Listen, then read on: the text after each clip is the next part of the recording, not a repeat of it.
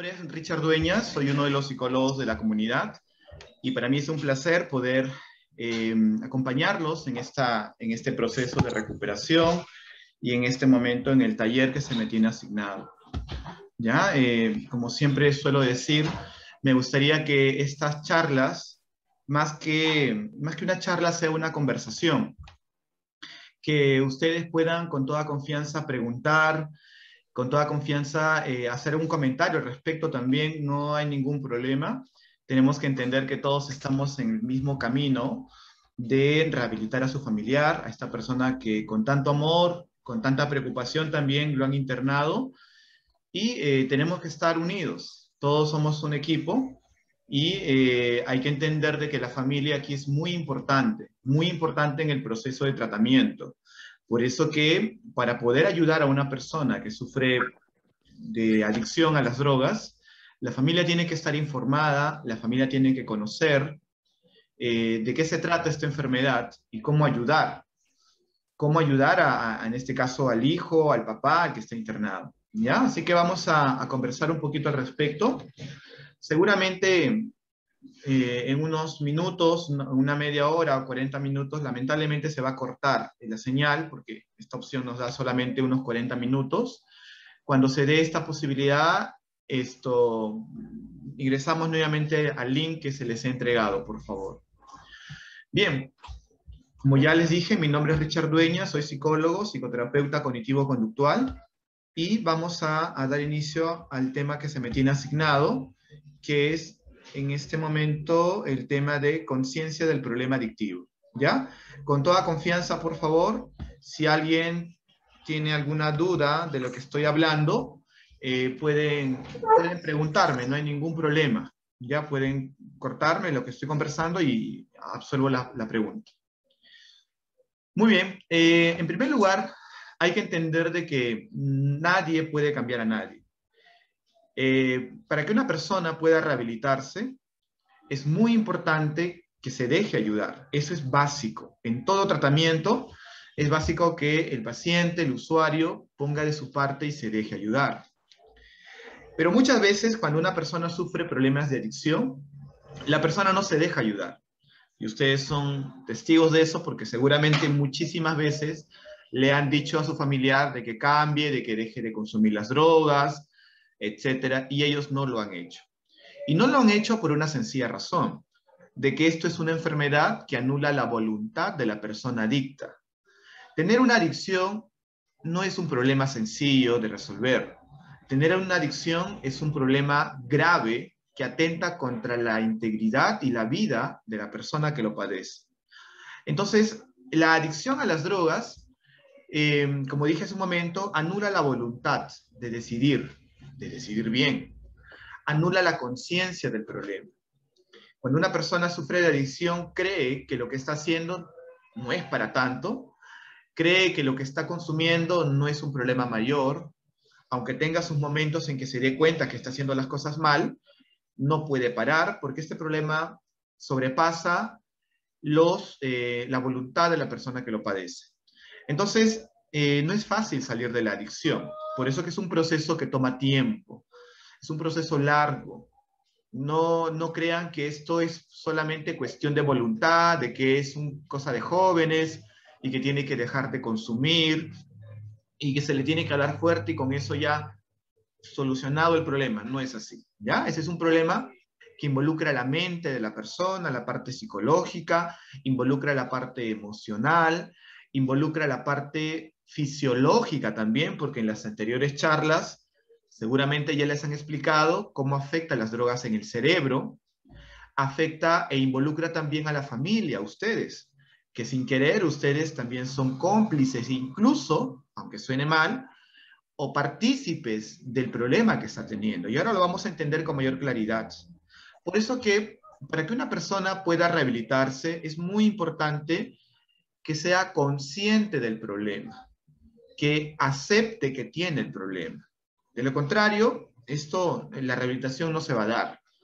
Y el tiempo en el que la persona necesita para concientizarse, para aceptar de que tiene un problema, varía de acuerdo a su personalidad, de acuerdo al apoyo de la familia, de acuerdo a los factores que le rodean.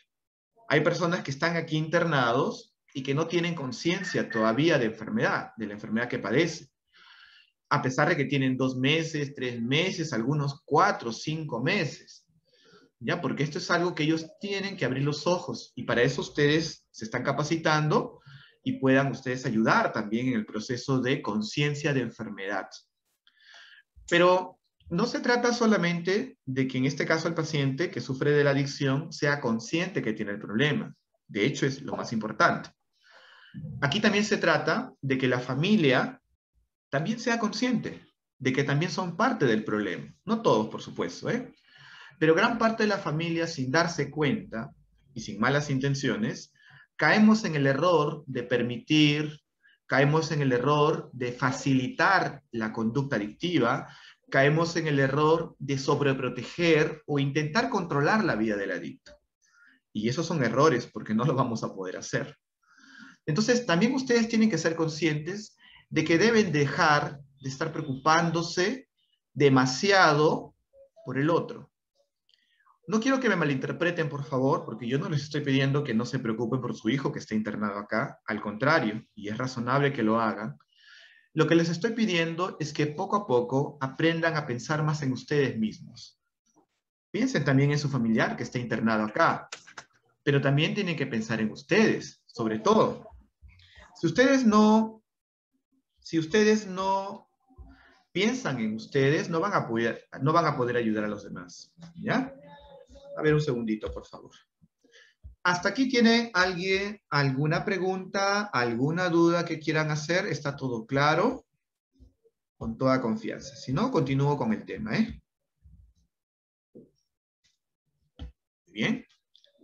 Bien, asumo que estamos entendiendo el tema. Bien. Muy bien, entonces, el tema es conciencia del problema adictivo. A ver, ¿de qué trata este tema? Primero hay que entender de que la presencia de los problemas en la familia, de alguna manera, lo tenemos todo. No toda familia pasa por problemas. Quien le habla también, en la familia, pasamos por problemas y eso es algo esperado. ¿Ya? Entonces hay familias que gozan de más problemas, otros de menos problemas, pero todos pasamos por problemas y esto no nos hace culpables de lo que está sucediendo. En segundo lugar, muchas veces no queremos aceptar por miedo o vergüenza o angustia o el qué dirán, aceptar de que en mi casa viví con un adicto o vivo con un adicto incluso, por estas emociones, ¿no? ¿Qué dirán los vecinos? ¿Qué dirán las otras personas o familiares si se enteran de que mi hijo es adicto a las drogas? ¡Qué vergüenza! Y no deja de ser lamentable esta noticia, pero también ustedes, para poder dar ese primer paso en que ustedes se tienen que rehabilitar, es importante que acepten que ustedes también tienen problemas. Algunos más, algunos menos. Y el aceptar de que tenemos problemas es doloroso. De hecho, aceptar que mi hijo o mi papá es adicto al alcohol o es adicto a la marihuana, a la pasta, etcétera, duele. Y si no hay dolor, si no estamos dispuestos a asumir el dolor, no vamos a poder ayudarlos y sobre todo ayudarnos. Por eso que hay que entender de que mucha gente niega el problema. Y no solo lo niega, sino también lo minimiza. Y de esto es lo que vamos a hablar un poquito al respecto. Por eso no queremos aceptar, por miedo. ¿Miedo a qué? Miedo a que la gente nos juzgue. Miedo quizás o vergüenza que la gente nos señale. O, ¿cómo es posible que en la familia, por poner un ejemplo, Sánchez Romero, hay una persona adicta a las drogas? Y es que en realidad nadie puede controlar la vida de nadie. Esas son decisiones estrictamente de ellos. El tercer punto que debemos de tomar en cuenta es hasta qué punto soy responsable del problema. Miren, ustedes de una u otra forma han contribuido a que este problema se dé, pero no son culpables de que este problema esté ya en la casa. No son culpables. El único culpable es él que decidió consumir la droga. Ustedes no lo han obligado ni le han dado la droga con un arma para que él consuma. No, no son culpables ustedes de este problema, pero sí, en parte, son responsables. ¿De qué forma?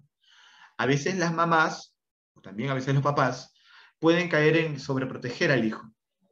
Cuando sobreprotegemos demasiado al hijo, por ejemplo, ¿no? Le lavamos la ropa, le servimos la comida, de repente le pagamos la manutención cuando le corresponde a él, y la mamá dice que es mi hijito y su hijito tiene 35 años y todavía lo sigue tratando como un niño, de alguna forma te hace responsable de este problema porque no le estás facilitando que tu hijo crezca, que tu hijo madure. Entonces es importante que nosotros aprendamos a poner límites con ellos, a entender de que nosotros no vamos a solucionar los problemas de ellos y que ellos solos tienen que aprender a solucionar los suyos. Podemos ayudar, por supuesto, no vamos a ser indiferentes, pero no vamos a salvar a nadie. Esos conceptos hay que tenerlo bien en claro, por favor. Entonces, ¿hasta qué punto soy responsable del problema? Algunos son más responsables, otros son menos. Si en casa, por ejemplo, se toma alcohol, se celebra, estamos acostumbrados pues a celebrar cumpleaños de alguien, ya compramos la chelita por acá, la cervecita, el vinito, y nos hemos acostumbrado a crecer con mi hijo al lado, también por ahí tomando la gaseosa, un poco de vino, cerveza, pues por supuesto que ahora yo tengo que entender que yo no puedo, en mi familia, no puede tomar en casa. No es la recomendable. Aunque digamos, sí, pero mi hijo no es adicto al alcohol, mi hijo es adicto a la pasta o a la cocaína. Pero aunque él sea adicto a otras drogas, el alcohol, que también es una droga legal, es, es una sustancia que estimula que la persona consuma otras drogas. Entonces nosotros en la comunidad siempre hablamos con sus hijos y les hacemos entender que ellos deben de renunciar a todo tipo de sustancias, obviamente incluido el alcohol, incluido el cigarrillo, incluido la marihuana, etc. Todo tipo de sustancias. Aquí es tolerancia cero. Si yo como papá o mamá no estoy dispuesto a hacer esos cambios, entonces no lo voy a ayudar. ¿Ya? Entonces, en ese sentido tenemos que entender que el cambio también es de ustedes. El cambio también es sacrificio de ustedes en estos aspectos que definitivamente no pueden hacerlo. Ahora, si tú quieres tomar, que tienes la libertad de hacerlo, puedes hacerlo, pero lejos de él. Porque no es recomendable que alguien que salga de un tratamiento regrese a casa donde otros tomen. Y seguramente, no lo sé, a veces nos es difícil asimilar esta idea de que mi vida va a ser también dejar de tomar. Y la verdad que ese es un sacrificio también que nosotros tenemos que hacer. ¿Ya? Siguiente punto que tenemos que tomar en cuenta. ¿Puedo solucionarlo solo o debo pedir ayuda? Este problema que estoy viviendo de tener un familiar que es adicto a las drogas, ¿yo lo puedo solucionar o debo pedir ayuda? Desde ya que ustedes hayan traído aquí a sus hijos, es una manera de demostrar que necesitan ayuda y están pidiendo ayuda. Correcto. Pero además de eso también hay que entender de que no solamente son ellos los que necesitan la ayuda, sino también ustedes. Lamentablemente, quizás sea por la difusión, y en eso nos hacemos responsables, en este momento en esta sala me parece que solamente hay 10 personas, cuando en realidad debería haber más personas, si mal no me equivoco, o 13 participantes. Ahí está la responsabilidad de cada uno, ¿no? Entiendo que también es un horario un poco complicado por el trabajo, pero es el sacrificio que uno tiene que hacer por uno mismo y para el familiar que ama también, ¿ya? ¿Soy responsable o culpable? Pregunta que muchas veces nos podemos hacer. ¿Realmente soy responsable o culpable? ¿Qué creen ustedes? A ver, la pregunta va para ustedes. ¿Qué cree? A ver, la señora Melissa, ahí está Rosa, ahí está Andy, hay varias personas que están ahí en línea. ¿Ustedes son culpables o responsables del problema que está sucediendo? ¿Ya? A ver, vamos a participar. No importa si nos equivocamos, estamos acá para... Responsables. Muy bien, Gandhi. Muchas gracias por tu participación. Responsables. Así es, Elisa. Muy Responsable bien. también. Excelente. Muy bien. Responsable de todas maneras, doctor. Muy bien. Claro que sí. Somos responsables, no culpables. Somos responsables. Y esto, más allá de que se hable, lo voy a decir criollamente, de la boca para afuera, tenemos que sentirnos así. Tenemos que sentir que en parte somos responsables, pero no culpables. No te culpes, porque estoy seguro que, como todos padres, buscamos siempre lo mejor para nuestros hijos. Y en ese afán cometemos errores. Y estoy seguro que tú has cometido error como papá, como mamá, como hijo, como hermano, etc. has cometido errores, pero ¿quién es perfecto? Aquí nadie. Entonces, de alguna forma, habrás contribuido quizá en esta situación, pero ahora tú eres el responsable de cuidarte y de ayudar a tu familiar, ¿de acuerdo? Bien, si no hay preguntas, pasamos a la siguiente plantilla, con toda confianza, por favor, ¿ya? Bien, mecanismos de defensa. ¿Qué son los mecanismos de defensa? A ver, cuando está lloviendo, una lluvia torrencial, y salimos a la calle, les pregunto, esta es una pregunta para ustedes. ¿Qué cosa necesitamos para defendernos de la lluvia? A ver, ¿quién me responde? ¿Qué necesitamos? ¿Perdón? ¿Qué cosa? Protegernos de la lluvia con un paraguas para no Excelente. mojarnos. Claro que Ajá, sí. paraguas. Muy bien. Paraguas, ropa que no pase al cuerpo la lluvia. Exacto, Elisa. Muy bien, Rosa. Claro que sí. Lo que nosotros necesitamos en este caso sería un paraguas, ¿verdad? Cubrirnos la lluvia. Esa es una manera de defendernos de la lluvia. ¿De acuerdo? Esa es una defensa que estamos teniendo. Entonces, las personas, los seres humanos, tenemos formas de defendernos ante cualquier amenaza que nos pase en la vida. Pero a veces nos defendemos tanto que ya resulta ser dañino esa manera en cómo nos defendemos. Por ejemplo, una de las cosas en la que todo ser humano se defiende es ante el dolor. Ante el dolor. Por ejemplo, si yo pongo mi mano en el fuego me genera dolor. Lo que voy a hacer inmediatamente es sacar mi mano, defenderme, sacar mi mano del fuego, porque me estoy evitando el dolor. Pero así como hay un dolor físico, también hay un dolor emocional que nosotros vivimos.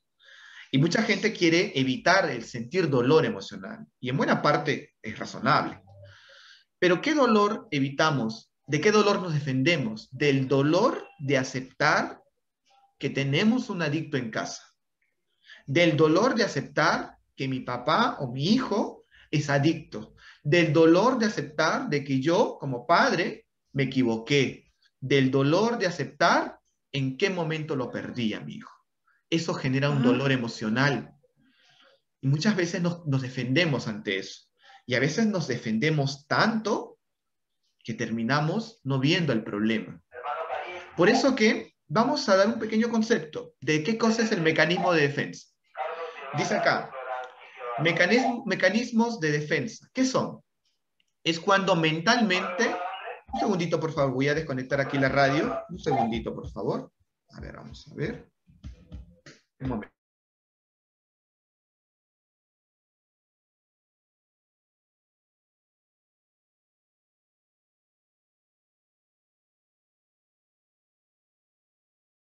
Ok. Muy bien. Mecanismo de defensa, ¿qué es? Es cuando mentalmente nos defendemos creyendo de que no hay problema en mi familia o que el problema no es tan fuerte. Sin embargo, sigo sintiendo angustia, miedo, cólera, etc. Esto hace que muchas veces nos demoremos en pedir ayuda. Tenemos que aceptar que tenemos un problema en casa y pedir ayuda. Algunas familias inmediatamente se dieron cuenta del problema, pidieron ayuda. Otros de repente esperaron meses o hasta años para pedir ayuda, por diferentes razones. Por la parte económica, porque creíamos que no era para tanto internar a nuestro hijo, porque creíamos que esto era cosa de jóvenes, o que creíamos que de repente el problema se solucionaba con fuerza de voluntad por parte de él. Y en este proceso, el problema se ha ido agravando, se ha ido agravando. Por eso que nos empezamos a defender. Y un primer mecanismo de defensa es el siguiente, es el que les voy a mostrar en este momento. Negación. Este es el mecanismo de defensa más fuerte que hay en la persona adicta y en los familiares del adicto, la negación. Como ven ahí en la imagen, vemos una persona que tiene los ojos vendados. No queremos aceptar, no queremos aceptar de que ya perdimos el control de nuestro hijo, de nuestro padre. Queremos todavía seguir creyendo incluso que mi hijo está internado en el centro, todavía seguimos pensando de que el problema se solucionará en un par de meses, 3, 4, 5 meses. Algunos más, algunos menos piensan así. Queremos creer que de repente no era para tanto verlo internado. La negación es cuando no aceptamos la realidad tal y como es. Y la realidad es dolorosa. Y los entiendo también, porque poniéndonos en el lugar de todos, claro que duele. Pero sin dolor no hay recuperación, señores. Entonces, cuando no aceptamos la realidad, aunque nos duela, seguimos cultivando el problema. Otra forma en la que negamos es no aceptar que hay un problema. Y no aceptamos que hay un problema es decir, no, no es para tanto, son cosas de chiquillos, de jóvenes. Seguramente lo que necesita mi hijo es entrar al cuartel, a la escuela militar, o lo que necesita sus 3 correazos, o le faltó el papá para que pusiera medidas allí, y ya, el problema resuelto. Los problemas no se resuelven así, los problemas se agravan así. Otra manera de negar al problema es cuando se resiste a creer que en su familia hay un adicto a las drogas, al juego o al internet.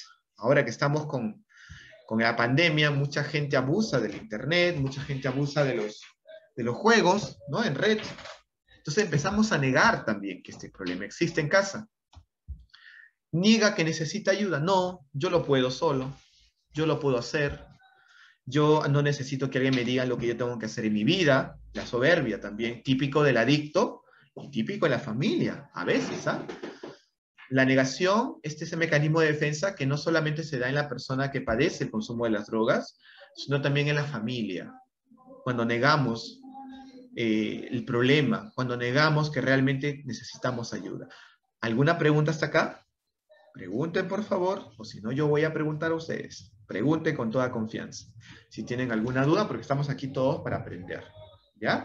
Así como yo les digo a sus hijos, cuando yo les doy la charla, que acá somos 6 psicólogos, yo les digo a sus hijos, pregunta, no te quedes con la duda. Es mejor decirla a quedarte con esa duda. Y lo mismo le digo a ustedes también, ¿ya? Con toda confianza, por favor. Estamos aquí para aprender. Bien. Siguiente mecanismo de defensa. La negación es uno de ellos, ¿ok? El siguiente mecanismo de defensa se llama racionalización. Racionalización, así se llama. Ya tiene un nombre largo, pero ese es el nombre que lleva el siguiente mecanismo de defensa. Mírenme, ¿de qué se trata esto? Se da cuando el adicto o la familia, sobre todo a veces el adicto más se da en esto, es cuando justifico mi consumo de drogas. Busco argumentos que justifican o aprueban el consumo de las drogas. En el caso de la familia, a veces también racionalizamos buscando, como su nombre dice, razones que justifican el problema. Por ejemplo, dice, ay, es que mi hijo de repente creció sin papá y por eso mi hijo ha sufrido en la vida y por eso consume drogas. No estoy diciendo que crecer sin papá sea algo agradable o no sea menor. Por supuesto que no. Crecer sin papá definitivamente es doloroso, no tener una figura paterna allí. Pero no podemos echar la culpa a la ausencia del padre para justificar el consumo de las drogas. Racionalizar quiere decir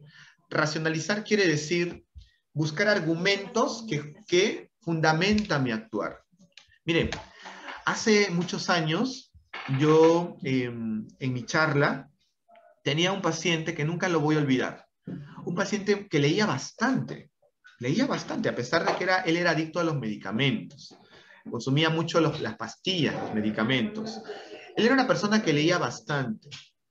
Y cada vez que yo daba mi charla, siempre me traía argumentos del por qué era válido abusar de los medicamentos. Él estaba racionalizando. Otro caso también se dio cuando, no sé si les ha pasado a ustedes, sobre todo en el caso de la marihuana, cuando los hijos consumen marihuana, a veces dicen, mamá, pero ¿sabes qué? La marihuana es buena para el dolor, es buena para relajar. Es más, mira, mamá, te saco información del internet y te vas a dar cuenta que la marihuana mucha gente lo consume y es buena. Ahí estamos racionalizando, porque estamos buscando razones que justifican el problema. Entonces, la racionalización es buscar argumentos más intelectuales, argumentos mucho más elaborados para justificar lo que estoy haciendo.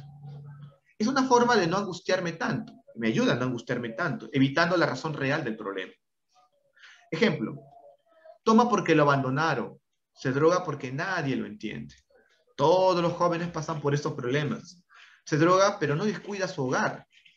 Esos son argumentos un poco más elaborados que ayudan a no sentir ese dolor del problema que estamos viviendo. ¿Se entiende? ¿Algún Sí. comentario, alguna pregunta? Bien, entonces yo voy a preguntar. Vamos a elegir aquí al azar. A ver, algunas personas, les agradezco que estén con la cámara prendida. A ver, vamos a preguntar a Elisa. Elisa Herrera Quispe. ¿Ya? Elisa Herrera Quispe. ¿Estás ahí, Elisa? ¿Me escuchas? Sí, buenas tardes, disculpe, sino que estoy en remoto del trabajo y por eso estoy con la cámara. Entiendo, no te Disculpe. preocupes, Elisa, no te preocupes. Más bien te agradezco también el sacrificio. Pero te Sí, quiero hacer una pregunta, Elisa. sí, dígame. ¿Qué cosa, de qué forma ustedes han justificado, de repente alguien de la familia, el problema que estaban viviendo, Elisa? Si es que ha sido así, ¿no? ¿De qué manera Mm, justificaban por lo general cuando de repente, ¿cómo se llama tu hermano? O tu familiar, perdón, que estás sobrino, Manuel Tume tu, so- Herrera. tu sobrino, Manuel. Ok, Manuel Tume. ok, Manuel Tumbe. De qué manera la familia justificaba, argumentaba, minimizando quizás el problema? Eh, Justo lo que usted comentaba, el tema de la falta del padre, eso era un tema que siempre se repetía cuando nosotros prácticamente, como somos, bueno, varios familiares que vivíamos con él y su mamá siempre sola lo crió, ¿no? Y el problema era que siempre se justificaba, no, pero es que eres así porque no tenía padre. Y él también lo decía, ¿no? Que es, o sea, ponía también ese pretexto entre comillas, ¿no? De decir, y siempre el abuelo, pues no lo consentía mucho, que es mi papá, y siempre lo ajá, justificaba, ¿no? Que es así, o sea, siempre había esa negación, como dice usted, por parte de la familia, hasta que pues ya fue un momento que hubo un colapso muy delicado y ese fue el motivo de la decisión familiar de hacer que él ingresara al centro para entiendo, poder verlo bien, porque lo veíamos ya demasiado mal y era un dolor muy fuerte para nosotros verlo en esa situación, ¿no? entiendo. Entiendo, Y gracias, ayudarlo de esa manera. claro que sí, Elisa, gracias, gracias por tu aporte. Claro que sí, una de las cosas más dolorosas que a veces uno tiene que asumir es vivir con una persona con adicción a las drogas, y ustedes lo saben, porque se sufre, porque a veces no sabemos cómo ayudarlo, porque ya le hemos hablado, ya le hemos rogado, ya le hemos llorado, hasta ya le hemos pegado para que se dé cuenta y buscamos ayuda. Efectivamente, yo les explico este tema porque cuando ustedes tengan la oportunidad de conversar con sus hijos, es importante de que ustedes, es importante de que ustedes no refuercen las justificaciones de ellos. Él tiene que aprender a aceptar el problema y sobre todo a reconocer que él es el responsable del problema. Él es el único culpable, por así decirlo, ¿no? Y que todos vamos a cambiar. Pero miren, creo que todos, no sé si todos, pero nadie ha tenido la vida que quisiera. Quizás en el sentido de tener la casa que quisiéramos, los padres quizás perfectos de repente que anhelamos, y aún así podemos ser felices. La vida para todos es, digamos, esto, siempre nos falta algo quizás, ¿no? Tenemos algo en la vida y nos falta algo más. Entonces, si nosotros pensamos de que porque yo no crecí con papá, porque mi papá me abandonó, entonces consumía el alcohol o las drogas, ¿qué diríamos pues de tanta gente que perdió a su papá y ahora más por el tema de la pandemia, qué sé yo, y no se mete en drogas? No se mete en drogas. A veces justificar, racionalizar, es fácil. Y en realidad lo único que estamos haciendo es agravar más el problema. Por eso tenemos que encarar. Yo siempre digo esta frase, al toro por las astas. Al toro por las astas quiere decir, yo no voy a ir con rodeos. Yo me voy a enfrentar a mi problema y voy a aceptar que yo soy el problema, de que yo tengo estas conductas buenas y estas conductas malas. Y que mi papá y mi mamá me ayudaron de esta forma y me perjudicaron de esta manera. Entonces yo tengo que enfrentar el problema, agarrar el toro por las astas, como dice, ¿ya? Sin negarme al problema, sin racionalizar. Muy bien, vamos a pasar al otro mecanismo de defensa que es importante también conocer, ¿ya? Minimización. La minimización es un mecanismo de defensa muy conocido, muy usual también. Es simple, el problema es grande, pero nosotros lo queremos ver pequeñito. ¿Ya? Es simple. Por ejemplo, si yo veo que mi hijo está fumando marihuana, yo digo, bueno, pues todos los jóvenes lo hacen, es natural, es normal. No, no, no, no, no, no. No es así. Primero, no todos los jóvenes lo hacen. Muchos jóvenes lo hacen, no son todos. En segundo lugar, no porque sea natural significa que sea bueno, porque si lo natural es bueno, entonces hay que fumar o hay que comer la cicuta, que es un veneno, que es natural. Y además son cosas de jóvenes. No, no, no, no, no. Los jóvenes no hacen esas cosas. Todos los jóvenes no hacen esas cosas. Entonces, no minimicemos el problema. Otra forma de minimizar el problema es cuando no le damos la suficiente importancia al problema. Cuando creemos que este es un problema quizás que amerita que se solucione en 5 meses, o en 4 meses, o en 6 meses. Y ojo, quizás hay algún pensamiento por allí. Nosotros buscamos que en el proceso de tratamiento, mientras más tiempo el residente se queda en el programa de tratamiento, mayor está la probabilidad de que se rehabilite. Y sobre todo, cuando se deje ayudar. Eso es importante entenderlo así. No pedimos que ellos se queden todo el programa de tratamiento, porque seguramente pues es el trabajo de los psicólogos, de eso ellos viven, o la empresa. No es así, señores. No es así si por ahí alguien piensa de esa forma. Porque realmente el centro no va a desaparecer porque él esté aquí o no está acá. Ya tiene 15 años de vida institucional y en estos 15 años ha podido afrontar diferentes situaciones en el que realmente hemos aprendido y conocemos cómo es el trabajo con una persona adicta. Si tú, con un adicto en casa, no has podido, imagínate en Proyecto Vida. Con muchos adictos acá en la casa hay que poner normas, hay que poner reglas. Es un proceso de rehabilitación en la que nosotros tenemos que entender que el problema no solamente es el consumo de las drogas. El consumo de las drogas es un problema, pero en algunos casos también hay otro problema, que es un trastorno de personalidad. O de repente hay un problema también de la infancia, ¿no? Hiperactividad, un trastorno bipolar, un trastorno borderline, un trastorno antisocial, un trastorno narcisista, que son trastornos de personalidad, así se llama, cuando en el transcurso, en el crecimiento de la persona, ha habido tratos firmes con ellos que se han acostumbrado a... Bien, les estaba comentando, ¿no? Minimizar precisamente es ver el problema pequeño cuando el problema es grande.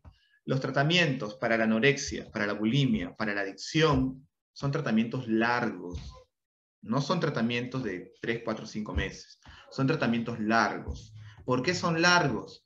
Porque rehabilitar a una persona va de la mano con remover toda su infancia, remover su juventud, remover su personalidad, cambiar sus estilos de vida, trabajar con la familia. Y a eso nos tenemos que enfrentar con la resistencia del adicto, con la manipulación de él. No porque sean malas personas, porque no lo son. Pero parte del problema de la adicción que ellos tienen hacen que respondan de esa manera. Niegan, minimizan el problema, manipulan, buscan culpables. Entonces nos enfrentamos a todo esto. Entonces esto toma tiempo. Trabajar su autoestima, trabajar su autocontrol, trabajar las habilidades sociales. Todos estos aspectos que se van encontrando toma tiempo. Entonces es por eso que tenemos que entenderlo así, ¿ya? Bien, el otro mecanismo de defensa, si no hay alguna pregunta hasta acá, es el mecanismo que se llama culpabilidad. Evelyn, tu micrófono está prendido. Ajá. Ya, el micrófono, por favor. Gracias. Culpabilidad. Hay otro micrófono por ahí que está prendido. Melissa. Ay, también está mirando. Ya, Melissa. Bien, el otro mecanismo de defensa se llama culpabilidad, ¿ya? La culpabilidad, como su nombre dice, nos acostumbramos a echar la culpa a otros. Qué bonito y qué fácil es echar la culpa a los demás cuando nosotros somos responsables de eso. Culpar a otros del problema. No, es que el problema lo tiene mi papá, el problema lo tiene mi mamá, el problema lo tiene el centro, el problema lo tiene el vecino, el problema son los amigos, el problema... No, el problema eres tú. El problema es que tú no pusiste límites. Es cierto también. Vivir en una zona o en un lugar donde muchos amigos consumen las drogas nos ponen en mayor riesgo. Eso sí es cierto. Pero aún así, yo soy el responsable de poner los límites en mi vida. Yo tengo que aprender a asumir la responsabilidad. Yo soy el responsable como mamá, como papá, de ser feliz hoy, el día de hoy. Yo soy responsable. No el vecino, no nadie. Yo soy responsable de lo que estoy hablando. Yo soy el responsable de lo que hice hace un momento. Yo soy el responsable de lo que no hice hace un momento. Yo soy el responsable. Aprender a asumir la responsabilidad. Si tú le compraste la droga, porque la familia a veces le compra droga, asumir la responsabilidad de ello y obviamente cortarla. Si yo me acostumbré quizás a sobreproteger a mi hijo o me acostumbré a golpear a mi hijo para que cambie, yo asumo la responsabilidad y tengo que reparar el daño causado. ¿Y cómo lo reparo? Disculpándome de corazón con la persona y tomando acciones para corregir los errores que hice. Yo soy el responsable, ¿ves? Entonces, la culpabilidad nos hace limpiarnos del peso del problema que estamos viviendo. Ejemplo, mi padre era alcohólico, yo lo aprendí de él y no puedo cambiar. Eso es culpar a otros. Mi papá era cocainómano, entonces yo como hijo también voy a ser cocainómano. Eso es culpar a otros. Pues, hago un paréntesis acá para mencionar de que la adicción no se hereda genéticamente. Eso no, ese es un mito. No hay ningunos estudios que diga papá adicto y que genéticamente el hijo va a ser adicto. No. Lo que sí indica es que los malos ejemplos, las conductas de imitación, se da de padre a hijos, eso sí, pero las adicciones no se heredan. No se heredan. En el caso del alcoholismo hay un porcentaje mínimo de predisposición heredable, mínimo, 5%, 3%. Pero en las demás adicciones no se hereda. Y eso quiero quedarlo bien claro. Así que yo tengo que asumir la responsabilidad. Yo consumo drogas porque mi pareja no me comprende. No, señor. Usted consume drogas porque usted decidió consumir drogas y porque la droga le genera cierto placer y adormecimiento a su sufrimiento. Pero es tu decisión. Tú decides en este momento, como mamá o como papá, seguir tratando a tu hijo como si fuese un niño o empezar a tratarlo como la persona de la edad que es. Esa es tu responsabilidad. El día de hoy, tú decides sufrir o decides estar tranquila, tranquilo. Esa es tu decisión. Sí, pero ¿cómo voy a estar tranquilo si el tráfico es intenso aquí en Lima? ¿Cómo voy a estar tranquilo si de repente administración no me paga a tiempo? ¿Cómo voy a estar tranquilo si de repente en mi trabajo pues mis jefes son malos? Yo puedo estar tranquilo a pesar de todo eso. Yo puedo ser una persona que decide lo que realmente quiero sentir. Esa es mi responsabilidad. ¿Alguna pregunta hasta acá? ¿Alguna duda que quieran hacer? Bien, vamos a pasar al siguiente mecanismo de defensa. Manipulación. La manipulación es un mecanismo de defensa que, esta palabrita ustedes lo van a utilizar, perdón, lo van a escuchar mucho de nuestra parte, porque nosotros solemos utilizar esta palabra, la manipulación. Ten cuidado con que tu hijo te manipule. Acá hay una pregunta. Juan Campos levantó la mano. Doctor, buenas tardes. Buenas tardes, Juan, ¿qué tal? La drogadicción va de la mano con el alcoholismo. ¿Ambos problemas se tratan en conjunto? Bien, gracias por tu pregunta, Juan. Ahora lo voy a responder. En primer lugar, hay que entender que el alcohol es una droga. El alcohol es una droga. La pasta, la marihuana, la cocaína son drogas ilegales. ¿De acuerdo? Son drogas ilegales. El alcohol El cigarrillo son drogas legales. Entonces, todo está en el mismo grupo. El alcoholismo y la adicción a otras drogas tienen patrones similares. Por ende, se trata de la misma forma. Una persona, es más, Juan, te voy a comentar, hay más muertes en el mundo por consumo de alcohol que por consumo de otras drogas. Hay más muertes en el mundo por consumo de alcohol, porque el alcohol es una de las drogas que viaja por la sangre. Es metabolizado en intestino delgado, sobre todo en el hígado, y viaja por la sangre. Y llega desde la punta del cabello hasta la punta del pie. Y es capaz de producir alrededor de 60 enfermedades. El cáncer, problemas a la visión, problemas a las articulaciones. Hay infinidad de enfermedades. Entonces, cuando hablamos de alcoholismo, estamos hablando de adicción al alcohol.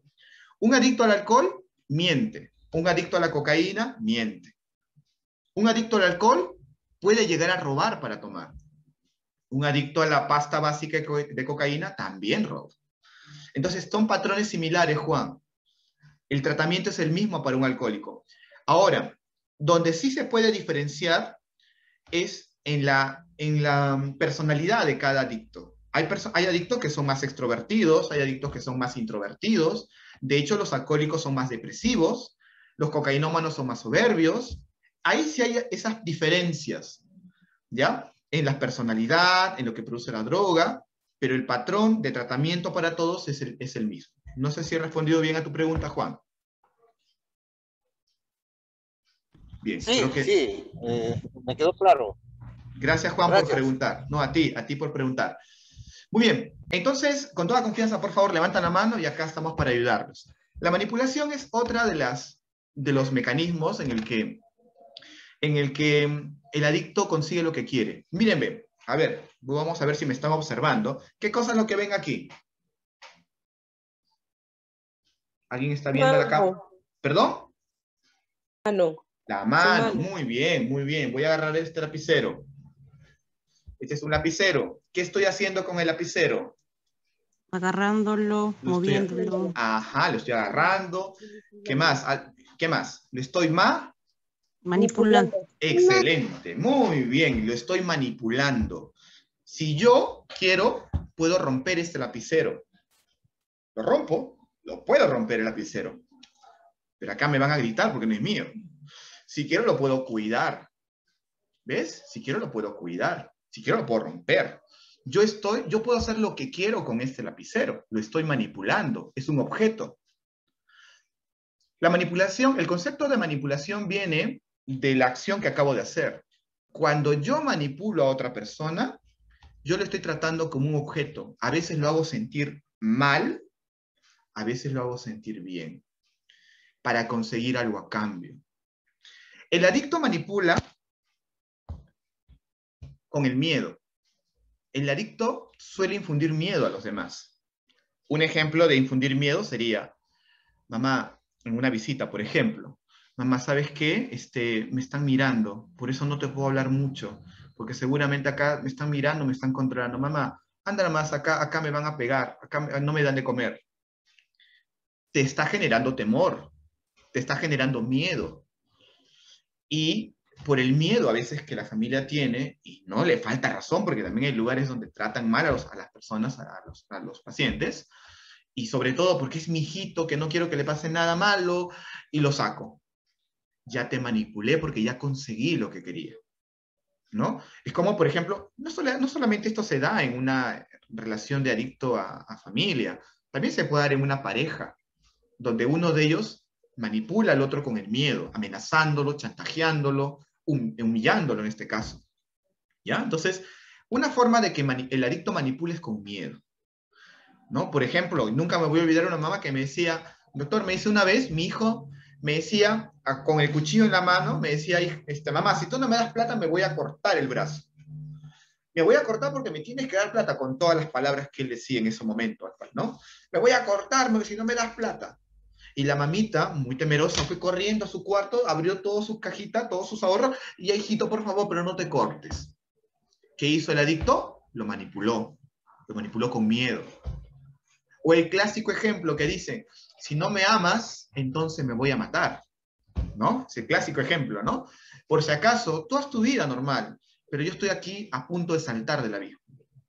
Si no me rezas conmigo, me voy a matar. Estoy manipulando, le estoy tratando mal, como un objeto, miedo.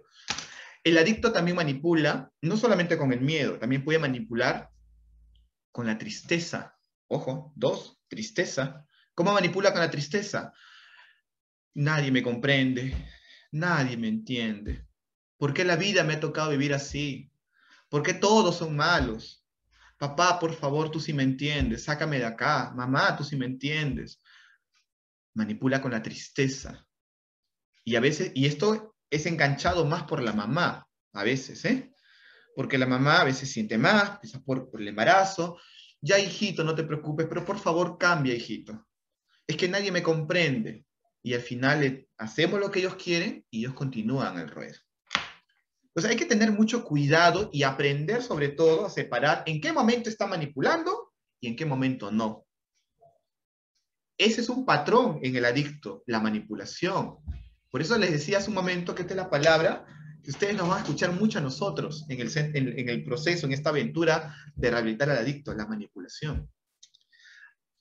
Se da cuando el adicto asume ciertas conductas para conseguir un fin a costa de todo. Me olvidaba el otro mecanismo de manipulación, que es manipular. Uno, ¿cuál era? ¿Se acuerdan ustedes? ¿Mediante qué emoción? A ver. La primera emoción que el adicto genera en la familia para manipular, ¿cuál era? ¿Se acuerda? Negación. La negación, muy bien. Ese es un mecanismo Luego de defensa. ¿Usted se refiere a los mecanismos de manipulación? Me refiero, ¿cómo manipula el adicto? Infundiendo qué en la familia, qué emoción. Miedo. Miedo, muy bien, excelente. Gracias por participar, el miedo. La otra emoción que genera en la familia, ¿cuál es? Una es el miedo. ¿Cuál era la otra? A ver, ¿quién me responde? Vamos a tener un 50% de descuento. A ver. Otra emoción es la Tristeza. Tristeza. Y acá está la administradora, está tomando nota de qué familia está participando. La tristeza. La tristeza. Ahí está, muy bien. Tristeza, ¿ya? Y es el miedo, la tristeza, y la otra, la otra emoción, la otra emoción es ay, se me fue la idea, la culpa, ¿ya? La Miedo, culpa, tristeza y culpa. excelente, la culpa. Por si acaso, mamá, si algo me pasa aquí, en el centro de Proyecto Vida va a ser tu culpa, dice. La culpa. Y miedo también a la vez, ¿no? Si algo me pasa acá, va a ser la culpa, ¿no? Es decir, tú vas a tener la culpa si algo me pasa acá. A ti te voy a echar la culpa si algo malo me sucede acá. Manipulamos con culpa. Y tú no te tienes que dejar manipular. Por eso tú tienes que perderle miedo a tu hijo, tienes que dejar de sentir tristeza y dejar de sentir culpa. Esas 3 emociones son las grandes piedras en el camino para un familiar. Vuelvo a repetir, no estoy diciendo que te conviertas en una persona fría, distante, que no sientas, que no llores. No, no, no, no, no. Somos humanos. Puedes sentir tristeza, puedes sentir miedo, puedes sentir por momentos culpa, pero que eso no decida el camino que vas a hacer, que vas a andar. No puedes decidir con miedo, no puedes decidir con tristeza, ni puedes decidir con culpa. Porque así como tú conoces muy bien a tu hijo, y también lo voy a decir criolladamente, tu hijo sabe muy bien de qué pie cojea la familia. Sabe quién tiene más miedo en la familia. Sabe quién es más asustadizo en la familia, más asustadiza. Quién es más firme. Entonces ustedes tienen que estar unidos. Tienen que ser el mismo lenguaje cuando conversen con él. Te amamos, te queremos, pero yo no voy a permitir que me sigas manipulando. Así que tú, como hijo, por el amor que te tengo, hijo, tú vas a asumir la responsabilidad de tus actos. Yo, como madre, estaré en lo que pueda para ayudarte, pero no te voy a salvar. Y si acá te llaman la atención, por algo será. Y si algo no te gusta, conversas con tu psicólogo, conversas con tu psicóloga, conversas con los coordinadores. Pero no pues va a ser la mamá que va a estar llamando al teléfono, por favor, ¿cómo está mi hijo? ¿No? ¿Está comido bien? ¿Qué castigo le han dado? ¿Ha dormido bien? Y su hijo tiene 35 años. Entonces hay que dejarlo. Por eso, esa es una característica que toda familia tiene que romper en el tratamiento, poner límites. Tú tienes que poner límites. Límites no es olvidarte de tu hijo. Límites es decir, esto me corresponde solucionarlo y esto te corresponde a ti solucionarlo, no a mí. Yo te ayudaré, pero yo no te voy a salvar. Eso es un amor responsable. El amor responsable es, te ayudo, te amo, pero no te voy a salvar. Tú y yo nos vamos a morir algún día. Hoy día, mañana, no lo sabemos, pero tú y yo nos vamos a morir. ¿Qué va a ser de tu hijo cuando tú no estés en esta vida? ¿Quién le va a dar la comida caliente? ¿Quién le va a tender su cama? ¿Quién le va a sacar de la comisaría? ¿Quién lo va a sacar de un penal, quizá? Tú no vas a estar allí. Tus familiares también tienen una vida que llevar.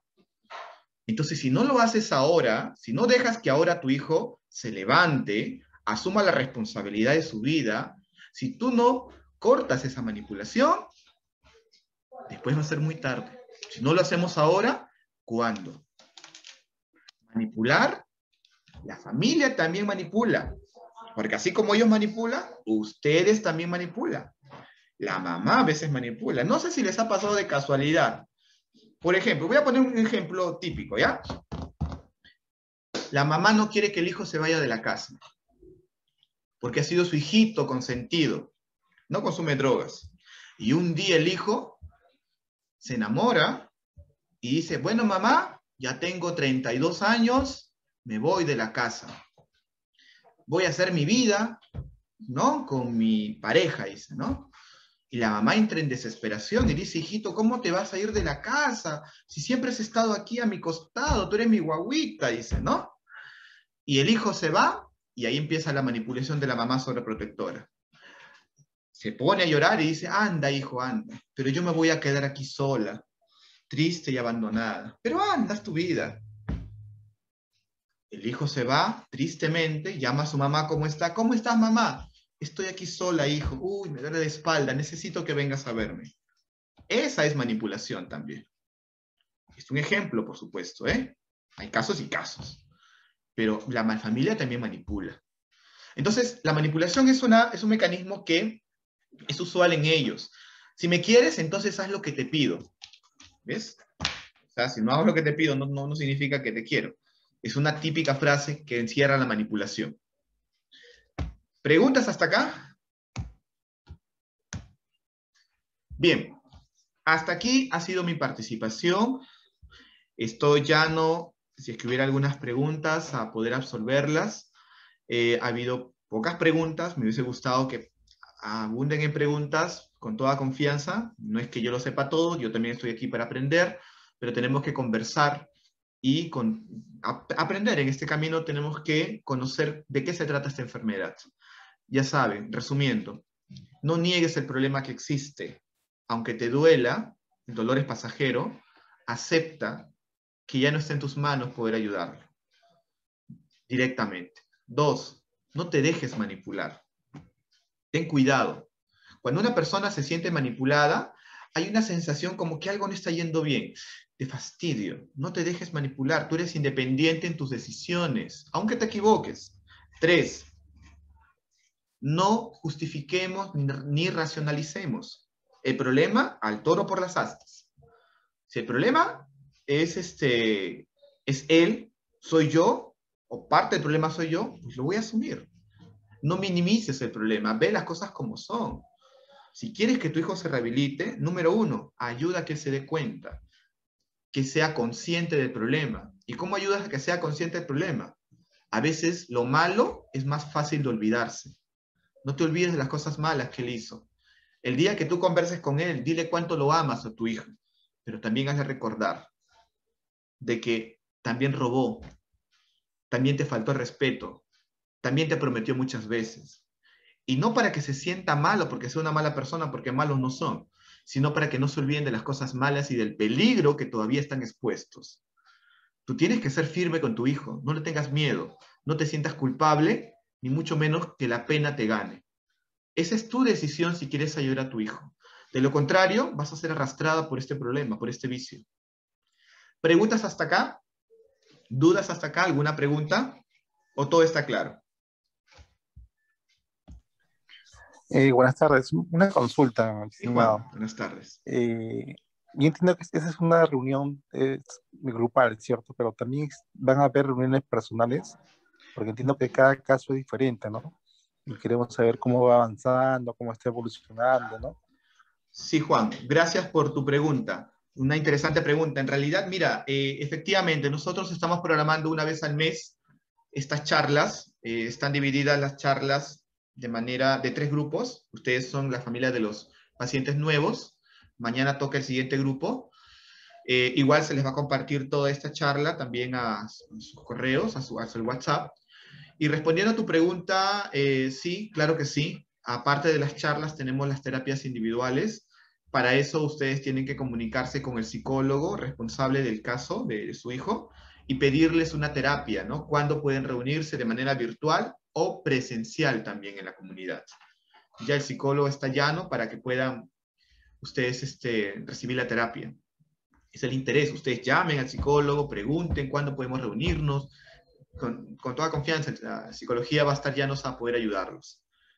¿Ya? Entonces, claro que sí, va a haber charlas virtuales, hay terapias individuales virtuales y también presenciales, Juan. ¿Ya? Gracias por tu pregunta nuevamente. ¿Alguna otra Ok, pregunta? gracias por la respuesta. Ok, Juan. ¿Alguna otra pregunta? Por acá alguien está escribiendo. A ver, levantó la mano. Andy. Te escuchamos, Andy. Tu opinión importa, como dice. Cuéntanos. El tema de las charlas, que yo Andy, entendí ¿levantaste la cuando, mano?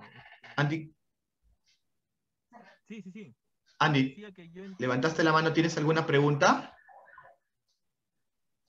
sí, te decía que yo No sé entendía. si, no sé si le escuchamos o... Ya, de todas maneras, Andy, si tienes alguna pregunta, puedes escribirlo. Creo que tu micrófono está mal. Puedes escribirlo con toda confianza, ¿ya? O si no, estamos aquí ya nos a resolver. No se escucha el audio. ¿Alguna otra pregunta, familia, para ir terminando? ¿O todo está claro? ¿Me escuchas? Sí, a lo lejos te escuchamos, Andy. A ver, Te comentaba, lo que quería señalar era, un poco yo más fuerte, por entendía, favor. No te escuchamos bien. yo entiendo que este es un programa que tiene años que se viene realizando y por lo tanto, como ya tienen un programa establecido, que ustedes eran los que programaban el tema de las charlas o las terapias familiares. Entonces, ¿es necesario que nosotros lo pedimos? O sea, si nosotros no lo pedimos, ustedes no lo tienen ya planificado ya las charlas familiares o con los internos. ¿Es Bien, necesario pedirlo todavía para que se den esas charlas sí. o esas terapias? Gracias. Sí, Andy, te he logrado entender. Sí, quiero aclarar en todo caso para que no se malinterprete. Por supuesto que nosotros los psicólogos llamamos a las familias. Nosotros los psicólogos llamamos para poder citarlos acá, para que puedan venir, pero ustedes también lo pueden hacer, ¿no? Si ustedes no lo hacen, nosotros lo vamos a hacer, por supuesto. ¿Ya? No es una condición necesaria, Andy, de que ustedes tienen que hacerlo. Nosotros también lo vamos a llamar. ¿Ya? Pero Pero a mí, a veces pasa también, por eso lo recalcaba, porque a veces sucede que hay algunas familias que no llaman. Créanme, a mí cada lo caso es que yo diferente, por entiendo, supuesto, ¿no? Cada caso es diferente. Hay familias que no llaman o nosotros tenemos que estar detrás de ellos. Un claro ejemplo es el día de hoy, mira cuántas personas hay, ¿no? Entonces hay que poner el interés allí. Pero no te preocupes, nosotros también tenemos que llamarlos a ustedes para informarles, para citar. De eso no hay ningún problema. También lo hacemos nosotros, Santi. ¿Ya? Gracias por tu pregunta. yo por si Sí, acaso quería aclarar que yo he estado llamando al número de celular que me han proporcionado en más de una oportunidad del psicólogo y no me han contestado. ya. Quiero aclarar, lo que sucede es que hay un número de psicología, pero ese número de psicología no lo vamos a contestar. Es decir, nosotros tenemos un equipo celular que nos han otorgado para hacer las videollamadas, solamente para hacer las videollamadas. Cuando ese equipo lo cuenta el otro psicólogo, no va a contestar. Cuando te quieres comunicar con el psicólogo responsable, de preferencia a su número personal. O puedes llamar, si no te contesta, al número personal, porque a veces estamos atendiendo pacientes, puedes llamar a dirección, ¿no? Para que te puedan, para que le devuelva la llamada. De preferencia número personal o un mensajito de WhatsApp también podría ser, ¿no? Corrijo, acá me están diciendo, puede ser un mensaje de WhatsApp al número del psicólogo o la psicóloga, pero te vamos a devolver la llamada de todas maneras, pero el número del equipo celular que nos han asignado, a ese número no, porque no solemos contestar ahí porque es solamente para videollamadas, ¿ya? Igual voy a tomar en cuenta lo que tú me estás diciendo, no sé quién es tu psicólogo, yo voy a averiguar para que puedan estar en comunicación siempre contigo, ¿ya? Bien. ¿Alguna otra pregunta, alguna otra duda o todo está claro? Hola, Richard, ¿me copias? Sí, te escucho muy bien, Ivonne. Hola, sí, sí, tenía una consulta, mira. No sé qué recomendación habrá para lo que es la primera visita, ¿no? Dado que nosotros somos familiares de un paciente nuevo. Entonces, ¿qué recomendación habrá? Porque me imagino que el primer contacto va a ser bastante complicado. Para poder, me refiero para poder llevarlo de una manera correcta y no tener ningún tipo de inconvenientes con todo lo que nos has enseñado, que sabemos que es muy probable que ocurra, ¿no? El tema de la manipulación, el tema o entre otras justificaciones que puedan haber. Gracias, Ivonne, por tu pregunta. En realidad, las pautas generales es cuando conversen con él, no le den problemas porque a veces, primero ellos no van a solucionar los problemas aquí dentro. Por ejemplo, decirle, ¿sabes qué? Quieren embargar tu casa, o de repente tu hijo está mal de salud, o de repente tu mamá no quiere comer, todas las noches llora porque no estás en la casa. Entonces, ese tipo de comentarios no ayuda. Más bien, hace que el paciente se ponga más ansioso, más preocupado, o peor aún, aproveche esta situación para exigir que salga, ¿no?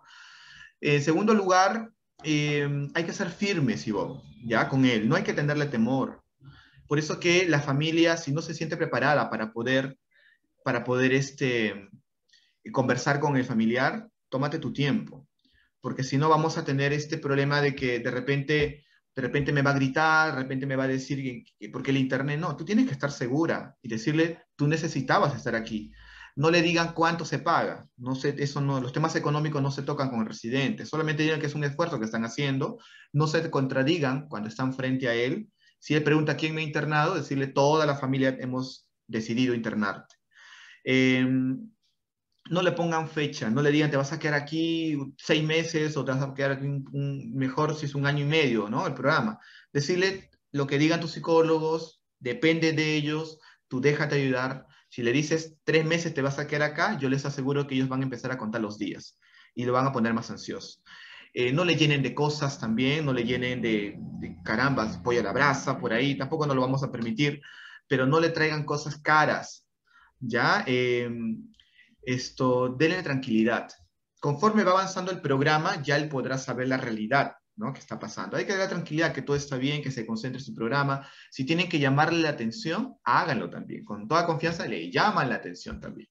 ¿Ya? Entonces, algunos otros detalles también, el psicólogo o la psicóloga responsable del caso también les va a dar algunas pautas al respecto. ¿Ya? Básicamente es eso. Bien, gracias. De muy nada, claro. Ivonne. Muy bien. Marilyn, también levantó la mano. Vamos con la última pregunta. Marilyn. A ver, creo que aquí hay alguien que está.